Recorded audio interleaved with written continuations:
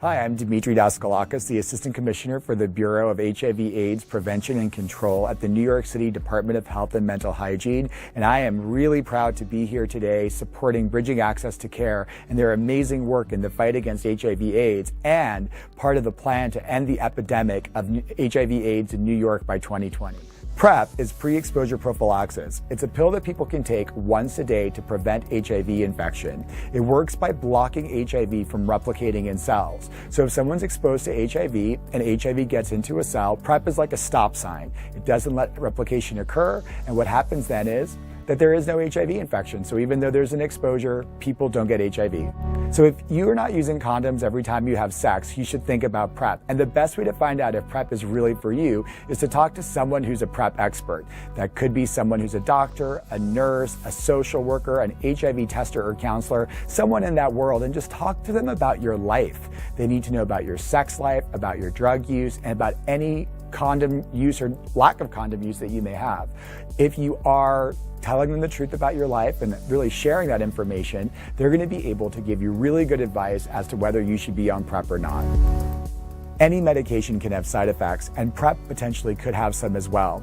The bottom line is that the side effects for PrEP tend to be very mild. People, when they first start the medicine, may have headaches, may have some bloating, some fatigue, but all in all, that tends to go away in a couple of weeks. There are other things that people worry about that are longer-term complications, and that's why you go to the doctor. So you go to the doctor and you get your kidneys checked out and also a review of your medical history to make sure there's not a reason to be worried about fractures or reduced bone density. PrEP can cause kidney dysfunction and can also cause problems with bone density, but the bottom line is that they're really rare side effects, they're reversible, and that's why you're going to be connected to care to make sure that you don't have any of the early signs of those complications. So we think that PrEP and condoms go really well together. So rather than stopping or reducing condom use when you're on PrEP, you should use condoms as often as possible.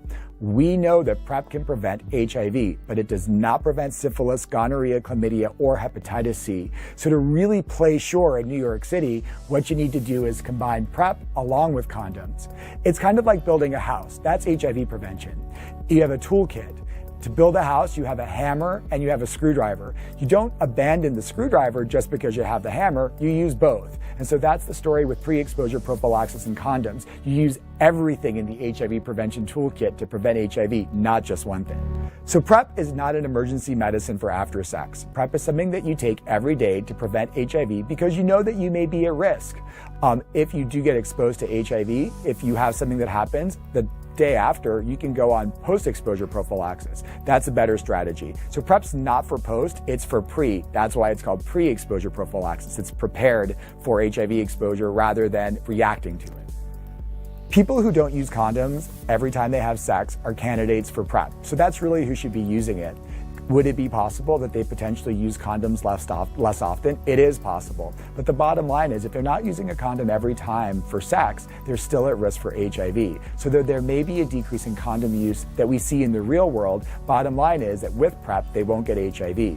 Now, does that mean stop using condoms? No, it means use condoms as often as possible. Every time you use a condom, that's a chance to prevent a sexually transmitted infection. And on that note, when I think about PrEP, I actually think of it as a great opportunity for sexual health.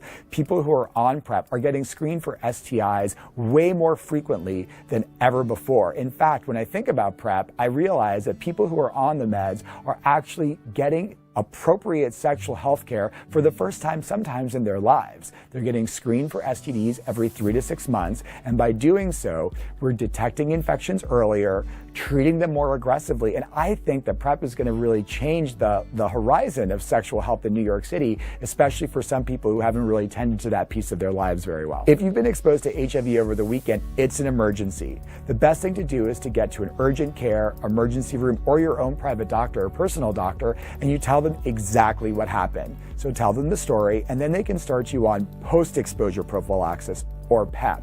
PEP is what you do after the exposure. That's a medicine you start right away, and you continue on it for 28 days. And if you do that, you don't get HIV. But there's another really important thing to remember.